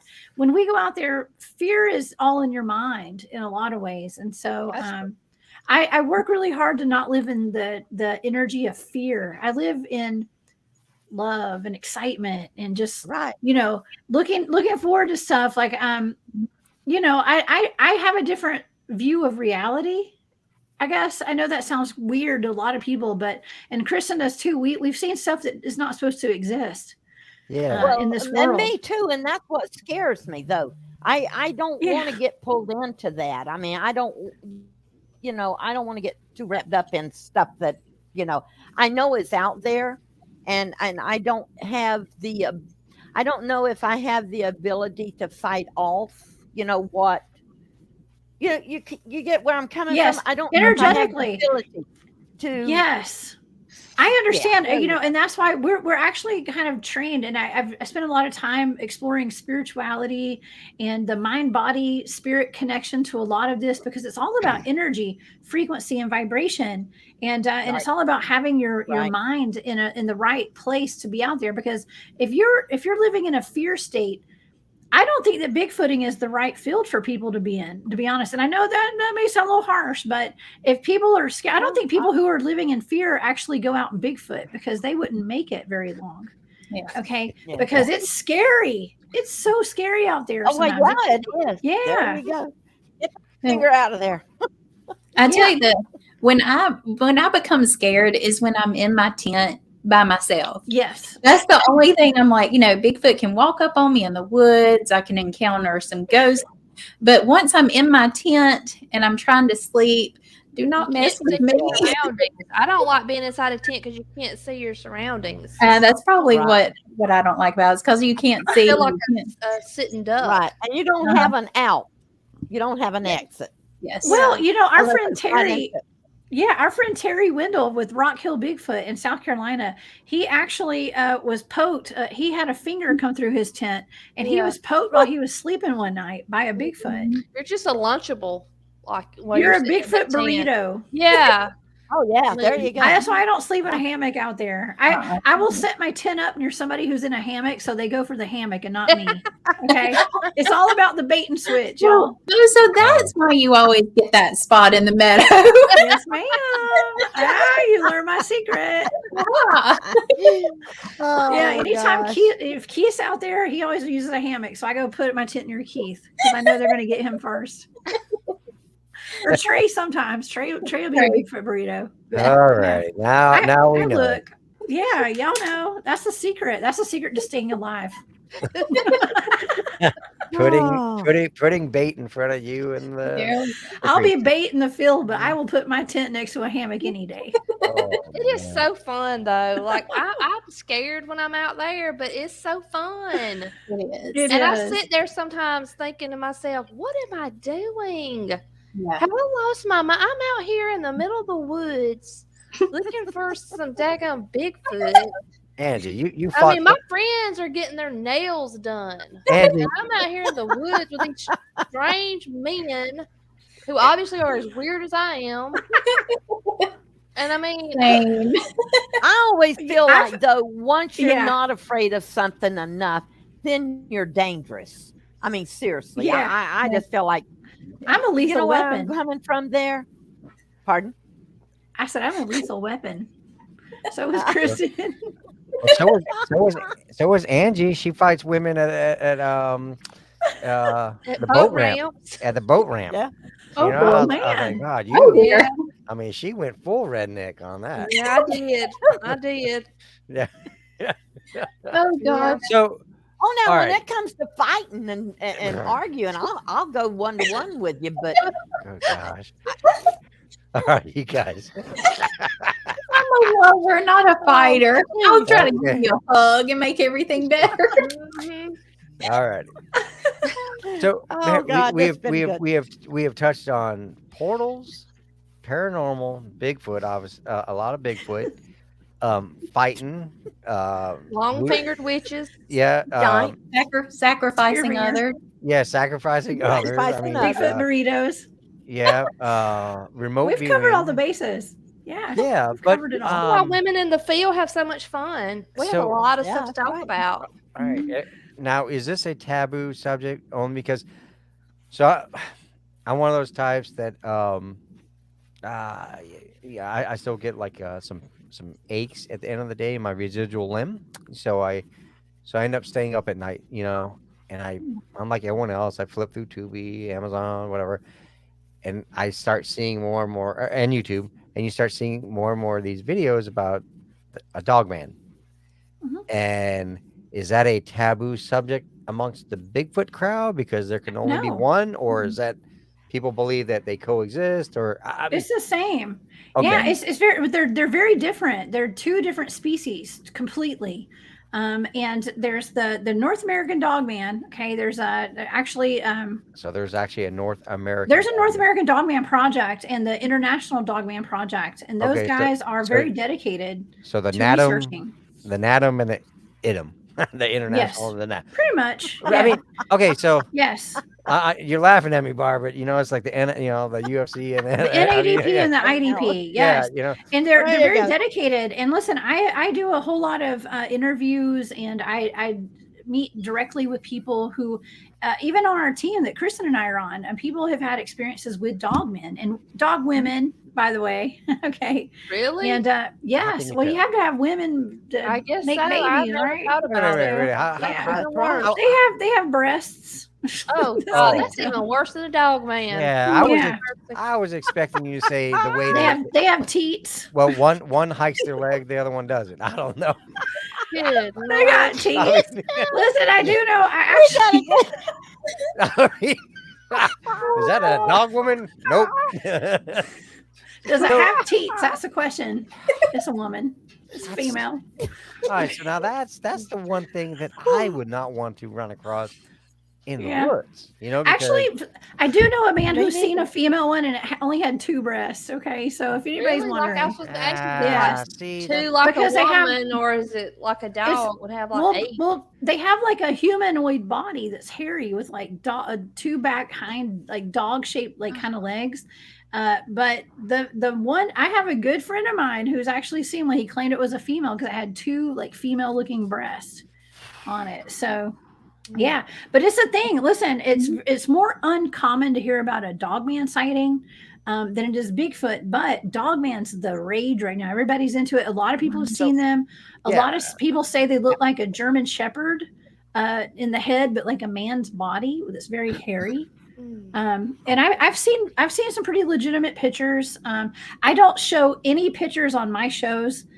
If I don't see it with my own eyes, and like I don't take pictures with the red circles on them and things. We don't show that on my channels. So Jessica, please send Angie a link to like your shows and stuff like that. Or I know her shows. I watch. Yeah, I'm the cryptid huntress. Y'all can find me everywhere. I'm all over the place. Oh yeah. Look, I gotta be careful. Yes. I got kids. I don't want to, them looking at my my history of what I'm looking up. Cryptid huntress at 2 a.m. I mean, the cryptid huntress. Hey, it's PG. I promise. No, no, So I mean, all right.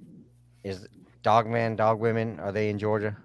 Yes. Oh, there's one in my county. Oh, great. There's a Dogman in my county. Okay, so I have family who works with the sheriff, Paulding County. I live in Paulding. Okay. Yes, over near it's like west of Atlanta, northwest Georgia. Okay. Yeah, and so I have.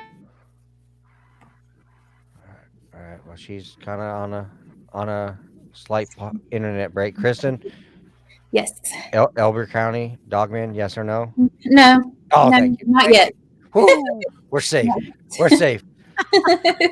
We're safe. Okay. And I've actually several reports I froze around the y'all. swamp. No, I'm sorry. Look. I froze. The government heard you talking too much. My internet. My internet does that sometimes. I'm so sorry, y'all. No, that's the government. We'll see you floating in a balloon pretty I'm soon. on the Jessica. watch list. Exactly. They say, I know, she was right? talking Y'all don't shoot way me down. too much. Okay. So Paulding County, we got one west Paulding of County, Atlanta. we have a Dogman. That is, I have friends in the sheriff's department and the 911 call center who have told me that over many, many years they've been getting calls regularly about a werewolf. Okay. They call it like a werewolf at the north part of our county near. I'm not going to tell you the name of the road because my cousin lives there. Okay, and there's a waterfall there. They have a lot of paranormal activity up in that area. Bray Road. I saw. Not Bray. That's in like Michigan or somewhere. Yeah. No, this is Georgia. So, Angie, this is the county where.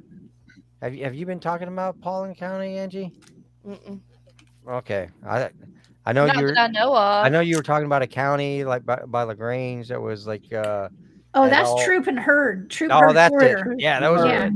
The Troop Herd Corridor. We do research down there, and it's very well known for alien abductions, Dogman, Bigfoot, all that stuff. It's very highly active, and there's also a very famous fortune teller that lived in Herd County. Her name was Haley Lancaster. Yes, ma'am. My granddaddy went to see her. Really? Oh, I would love to hear about that. About her cabin. After she died, he actually bought that property. Oh, did he? So I just uploaded one of my show. I did a show on Haley Lancaster, and I just put it on podcast format yesterday. It's all over Spotify. I can tell you some stories about Mahaley. Well, I mean, my granddaddy. Well, my granddaddy, it blew our minds. The stories we grew up on about Mahaley, and we saw them come to pass. My grandmother has done documentaries about her. I went to her grave just a few months ago. I've been to her grave too. I went when I was in high school. I did a documentary back in the 1990s on her. Oh, so that was your high school years. Okay. My high school years. That's how old I am. I'm very old. We can do in Herd County too. I'm very young actually. So, yes. You guys visited this lady's grave? Yes. I mean, I've been Bruce Lee's and Jimi Hendrix. Caney Creek Church, right? That's right. Yeah. Bruce Lee. Yes, ma'am. I mean, listen. Here's the thing about Mahaley Lancaster is that it's a very supernatural story. And when I was in high school, people would go to her grave and desecrate her grave and stuff, and their cars would break down, and it was horrible. And I got really upset because I knew she was more of a seer and a psychic, but people called her a witch, and so it gave it in their minds. It made it okay to go desecrate her grave and do horrible things. So a bad witch. She wasn't a witch at all. She was just she was an intuitive. She actually an oracle. A lot for women. You know, she was actually an attorney. She was the first woman attorney in Georgia. Yeah. Oh wow. Yeah. Okay. She was actually very smart. Awesome. Yeah. She really did a lot for women. People don't even realize. I've talked about it. I did a whole show with Nick Valente from the Dogman Project, by the way. He and I did a show on Mahaley Lancaster. Yeah. My granddaddy and my grandmother met in a cemetery. What? And he went to her before he met my grandmother. And she told him he would meet her in the place that he would leave her. And and he didn't know what that meant. And she actually said her name will be Betty Ruth. And he said, I don't know a Betty Ruth. And she said, yeah, you're going to marry a Betty Ruth. And he said, no, I'm not. I'm going to marry the woman that's in the car waiting on me to leave. She said, no, you're not. She's going to marry a sailor who's on a ship headed to this country right now. And it really played out. My grandmother was throwing rocks. She was hiding behind tombstones, throwing rocks at people when they would walk by.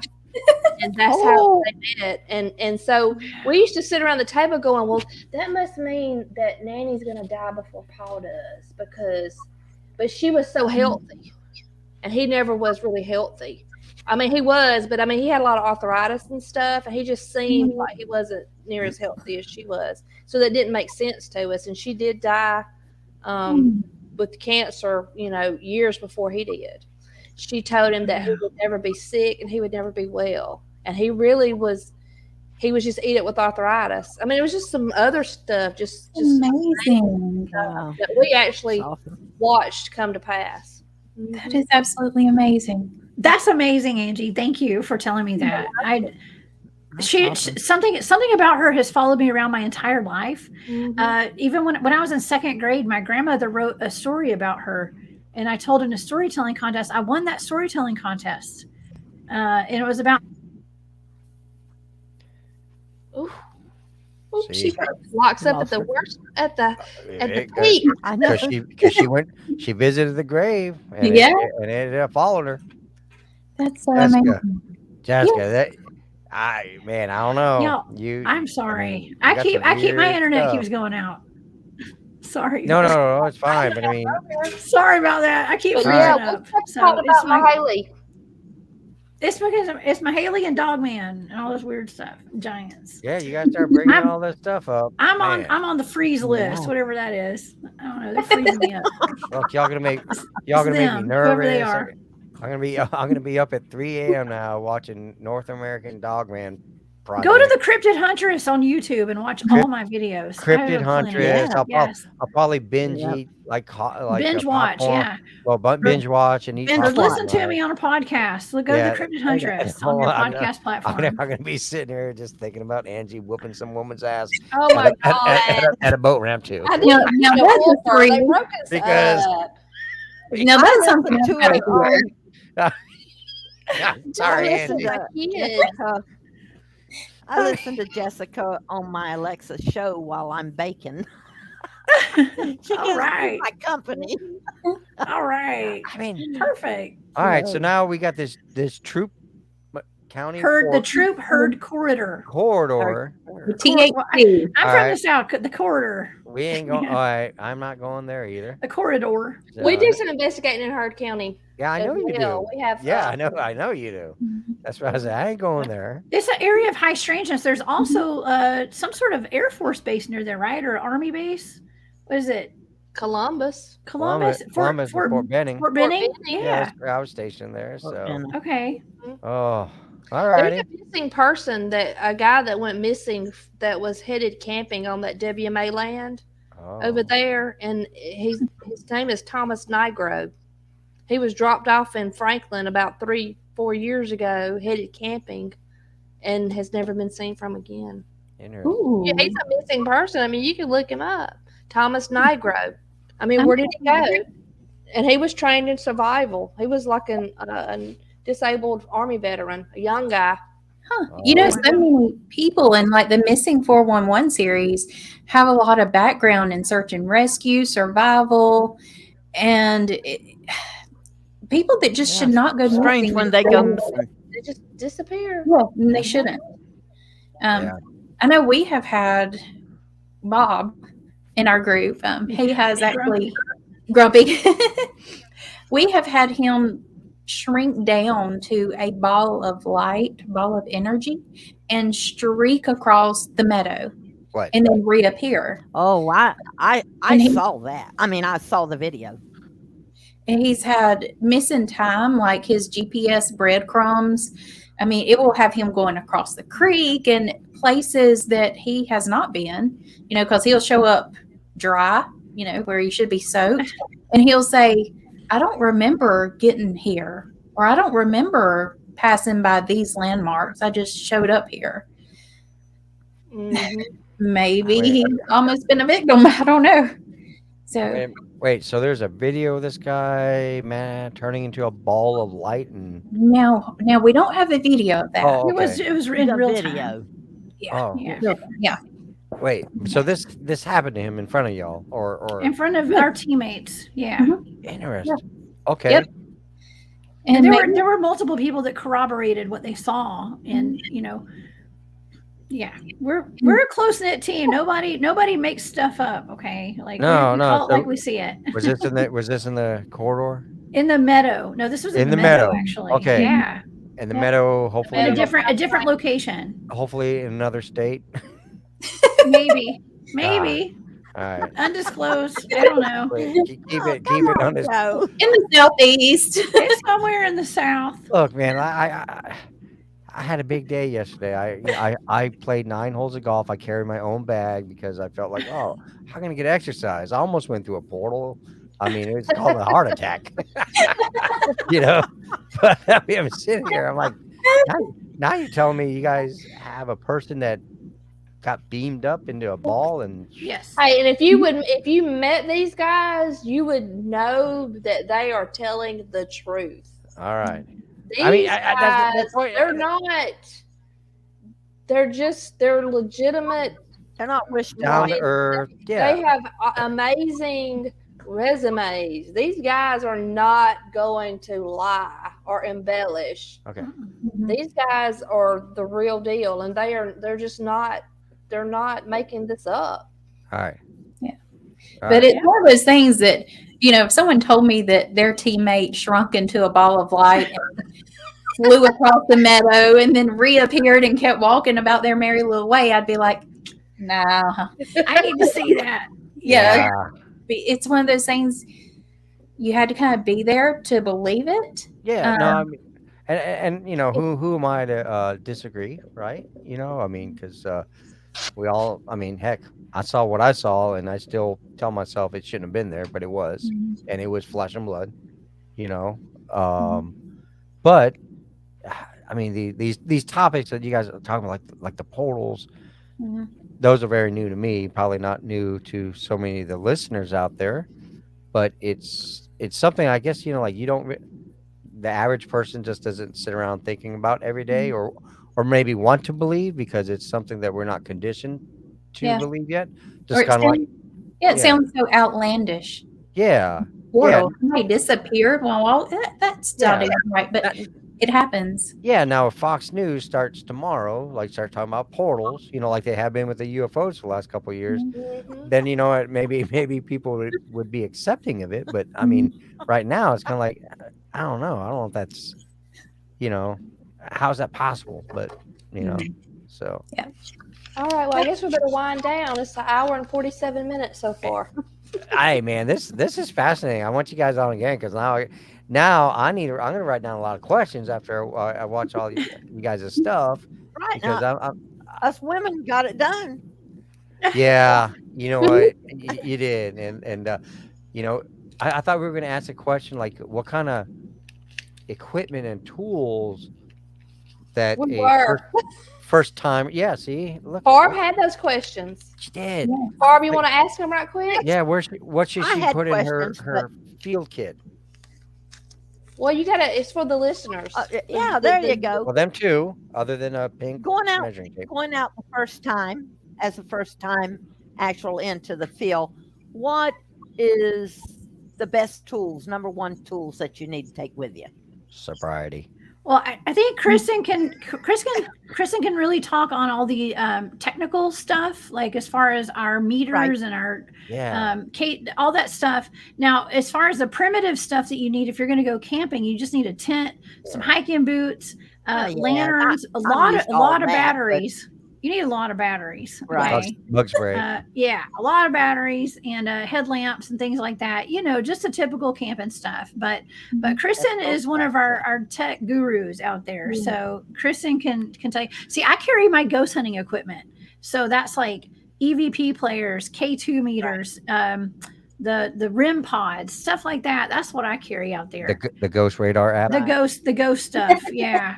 I don't take a radar, but Kristen can tell you about the FLIRs and the night vision and that kind of stuff. Yeah. All right, Kristen, what's something somebody just getting started should take with them? Well, first of all, keep an open mind. Yeah.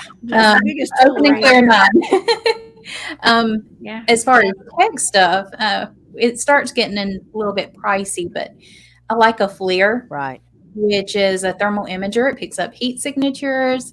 So, whether you have a mouse, a mountain lion, or maybe Sasquatch approaching, you can see it before it gets to you. Also, I've learned it's not quite the animals you have to be afraid of, but other humans.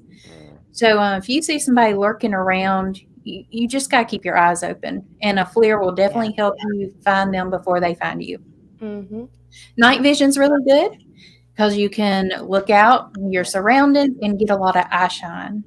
So Sasquatch, they have eye shine. You can see them looking back at you, along with other little critters in the woods. I'm with Jessica. The K2 meters you take. Yeah.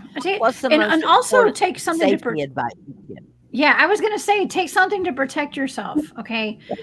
I carry a firearm with me personally, and I know some people are against that, but I don't know. I don't understand why people are against that so much. We get just as much activity with carrying them with as you do without them. So that's my experience. Yeah. I'm not scared. I don't plan on shooting anything unless I'm attacked. Yeah. Oh no. So but I think you would not be very smart if you don't protect yourself in the field. Right. And you could carry a taser gun, you could carry a knife, carry whatever. Bear spray. Yes.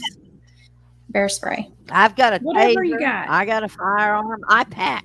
Me too. Me too, Barb. Me and you, we're buddies. I do too. It sounds like we need to be asking her questions. I know, right? Kristen and I, we ain't scared. We go out there, we protect ourselves. Yeah. And so does our whole team. Everybody. We all take precautions. Most of our teammates are former and current military, Department of Defense, that kind of stuff. We're all very, very highly trained in everything that we do. So I'll just say one thing: if you go out in the field to record, start recording. Just record. If you don't get anything, delete it. If you don't have but so much storage on your phone, delete it and start over, because it's just awful when you hear something and wish you had been recording. Yes. Tape recorders are great to carry in your pack, just a little small cassette recorder. Old school cassette recorders, perfect. But what we're finding is that a lot of activity, when we start having some, our cameras and stuff will shut down. Mm-hmm. So we don't get to record everything we see in here. When I was ghost hunting, that there was one of the things too that went down was anything that was battery operated. Mm-hmm. We had a lot of problems with. So I'm kind of, used to that, but okay. All right. Anything else? Cool. No, really. I mean, we've kind of talked about everything about, handling physical evidence and, what you're looking for. Those were my biggest, I've been around Angie and the other community of people with Bigfoot, and, I've picked up a lot of things. I don't know how much I've retained or how much I'll remember once I get there, but hey, I'm going out there, and like I say, I'm not going to be bait though. Remember, I carry a big taser and I carry a firearm, Angie. Fear finger. What we encountered last time was kind of aggressive, so I don't think nobody really has to be bait. We need to be protecting each other, actually. That's right. Out there. So and I'm the shortest. So. Oh God! All right. Well, thank you, ladies, so much for joining us. Yes. And I wish y'all Thank y'all. luck the next weekend. Yeah, good luck to you guys out on your next meadow project. Thank you. Yep. We might be out at the same time. I'm not sure. Awesome. Yeah.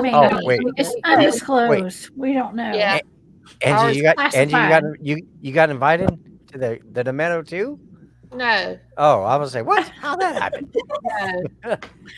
We'll take you sometime. We No, just I got did. I boy. did sign up with them in Heard County, and I told them, I said, Yeah. I don't want to know where the meadow is. I just want to know where it's not. Yeah. So I want to make sure I don't go there. Yeah. It's an area of high The more I go out, the braver I get. Every time I go, I get a little bit braver. So yeah, the meadow is not for the faint of heart. It's that ain't. Yeah. we have to be very, very careful. I would never take my son out there ever. Gotcha. I've got a kid, so he's not allowed. So it's that. So And we don't. If I ever go, I'm taking Jesus with me. Yeah, I always have Jesus with me. He's in my back pocket. We never go. We never go Absolutely. alone. The full body armor of God. Yes, put it on. Exactly. I have my Bible That's with me and everything else. Yes. Prayer. My block. Yeah. He can be with me in Okefenokee too. So anyway. I got sage. Sage. Oh, me too. We I can. got Hey, sage. Bob carries sage. We all carry sage. I just got Yeah, and my crystals. Lord. There you go. I've got Well, one. thank God. you, ladies, so very, you so very much, much. Lord. I can't wait to hear about some of your writing discoveries and adventures coming up. Yeah. Looking forward to it. It's been great, and I thank you both. Thank you, Oh, well, guys. thank y'all so much for having us on. It was nice to see you guys again. Barb, you did good for your first podcast interview. Pardon? Barb did good. I Do said I you did now? good for your first. I said you did good on your first I told you podcast. I got this. I know. I Thanks didn't for doubt having you. me on. I've enjoyed. Absolutely. I've enjoyed. Yeah. Alrighty. Well, And I hey, hope we have really enlightened Joe. you have. Actually, I think this is probably one of the most enjoyable podcasts I've been on, Angie. Thank you so much for inviting me to be part Girls of the, are more fun. I'm telling yeah. you, man. That's right. Yeah, I mean, Like high five. Wait, I'm I don't know how to do intrigued. this. No, I'm intrigued. You guys aren't afraid of nothing. Y'all pack heat. You Point it know, that way. I mean, Hold on. No. yeah. You guys, Oh, Yeah. backwards. I'm trying to high five everybody. I mean, you guys know your stuff. I mean, so yeah, but I'm just like, holy smokes, okay, man, no, Where's thank some you so tough much. cookies over here? Yeah, no, I'm not Just saying. no, I was not disputing that. I just like shame on those others who probably thought otherwise. So Who are they? Point them out. I don't know, Angie. Coming You know for them. 'em. Angie, you know them. They're the ones that. Who are those naysayers? Point them Yeah. out. Yeah. I want to know. Give me Well, some He's names. gonna take you to the boat ramp. exactly. The boat ramp. Well, so. Yep. I mean, They don't call me the bum fighter for nothing. We'll Okay, drop where them are off they? into Okefenokee. There we go. What we need to do is plan an all-female project. I That mean, would be awesome. yeah, y'all Yeah. go ahead. Y'all Me and do Barb's that. gonna come up with a name for it. that would be fun. The Swamp Divas. The swamp hags. No, the Swamp Divas. We the divas. We're not no No, hags. Swamp Hag is only a storyteller. We the Swamp Divas. Okay, I'm liking the diva better than the hag. Yeah. We're going The swamp divas. That sounds so funny. The swamp hag sounds funny too, though. The swamp divas. I The had skunk a apes. photography. The I had a skunk girls. photography. I had a photography business called Swamp Hag, and it came about because of the Okefenokee, because Okay. I did wildlife gosh. photography. So, Oh, so Angie, she conned me into being Swamp Hag. Uh, She's bad influence, y'all. Let me tell you, she bad is. influence. She is. She's Oh, man. bad. It's oh, too fun. God. Well, This thank has you. been great, guys. Thank you so I've much, ladies. enjoyed it. right. I Thank learned y'all. so much. Thank y'all. Thank y'all for y'all. having us. Hope to talk to y'all again. Sounds great. For Thank sure. you. Bye bye. Bye. Good night.